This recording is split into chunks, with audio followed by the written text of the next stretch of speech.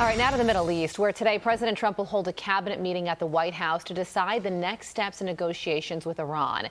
It comes as the regime condemns Monday's strikes against the country as a show of bad faith, while the U.S. military says those strikes were defensive. Joining us now, national security policy analyst Andrew Harding. Andrew, thank you so much for joining us. So the president is convening this cabinet meeting later today to talk about the Iran war and next steps. What do you think will come of this meeting?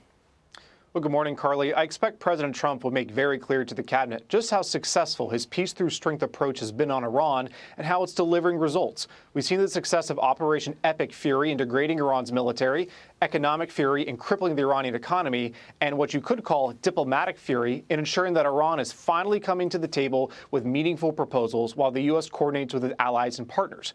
Combined, this is maximizing American leverage to ensure that Iran is unable to get a nuclear weapon.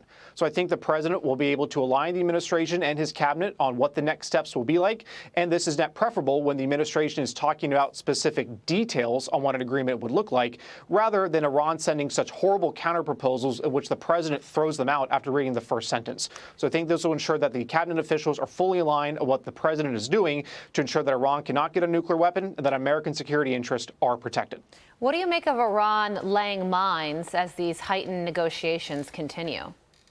Well, I think it's a foolish move in which they're playing with fire. And if they get too dangerous, President Trump may return fire. I think President Trump has been very patient with Iran and has made very clear that he wants to pursue diplomacy and is willing to see it through as long as possible. But the president has also made clear that the United States will only accept a good deal, and they're willing to walk away from a deal if it doesn't advance that. And instead, the president continues to ensure that the U.S. military is ready to respond at a moment's notice. And that's the correct approach to maximize American leverage here. So Iran needs to be careful unless it's going to risk having President Trump move back from diplomacy and take military action to ensure that Iran cannot threaten American interests. So Iran reportedly wants $24 billion in frozen funds to be released as part of any deal with the U.S. The obvious concern there would be that that would not go to the Iranian economy. That would go directly into supporting terror proxies. Should releasing frozen funds be part of any eventual deal?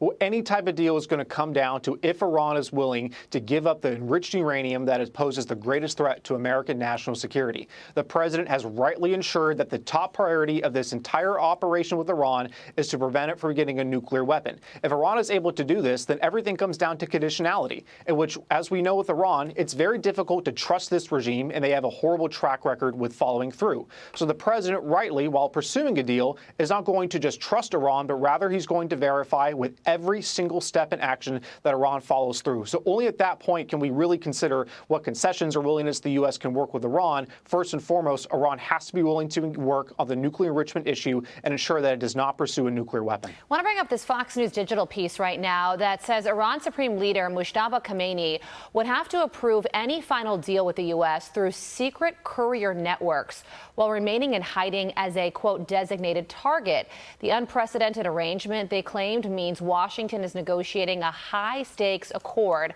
with an entirely invisible counterparty.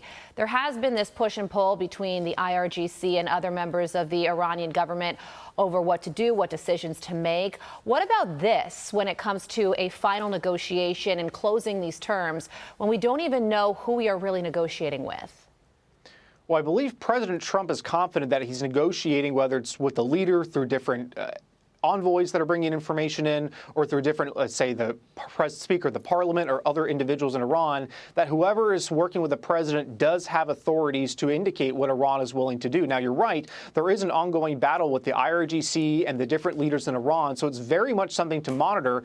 And again, it's why we can't just trust Iran. We have to make sure that anything they commit to in writing or verbally or whatever it may be is verified through actions that the U.S. can enforce. So I think the president is confident that he's working with some people in Iran to get a deal across the line, but until actions are verified, the words are going to be very little. And we'll be monitoring that cabinet meeting that's set to take place later today at the White House and see what comes of that. Andrew Harding, thank you so much for joining us, for your time and your expertise. As always, we appreciate it. Have a great morning. Be sure to like and subscribe for all the Fox News latest on YouTube and catch full shows streaming now on Fox One.